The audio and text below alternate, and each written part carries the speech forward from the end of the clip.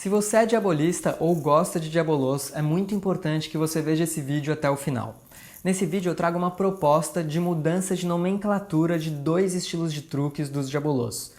Porque eu acredito que a nomenclatura atual é pouco amigável e não ajuda a gente a difundir o diabolô. Ela pode distanciar as pessoas de aprender essa arte e ter contato com todas as coisas incríveis que os diabolôs podem proporcionar. O meu objetivo principal com o Malabarice é desenvolver e popularizar o malabarismo e o circo pelo mundo todo. Por isso, eu proponho que a gente comece a chamar o que antes a gente chamava de suicídio, os truques em que você solta a baqueta e pega de novo, a gente chame agora de flip. E o que antes a gente chamava de genocídio, essa palavra que não tem nada de bom, os truques em que a gente solta a baqueta, ela dá uma volta completa no ar e pega o diabolô de novo, a gente agora chame de volta ao mundo. Os nomes antigos são um grande problema se você dá aula para crianças, por exemplo, ou para pessoas em situação de vulnerabilidade psicológica, pessoas que já tentaram suicídio.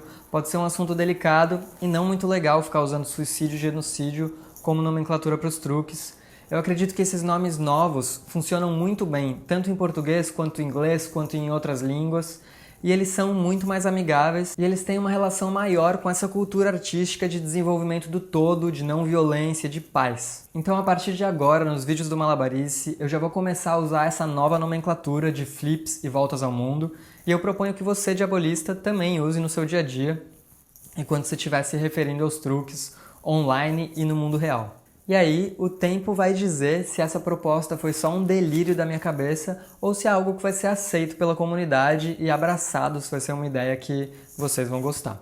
Então, é muito importante para mim saber o que você acha disso. Comenta aí embaixo o que você acha dessa ideia, o que você acha dos novos nomes, se você vai usar, se você não vai. E para mim é muito importante escutar você. E também lembra de deixar um joinha nesse vídeo para popularizar mais essa ideia e fazer ela chegar em mais pessoas. Demorou? Eu sou o Lucas Abdushi, a vida é maravilhosa e a gente se vê daqui a pouco.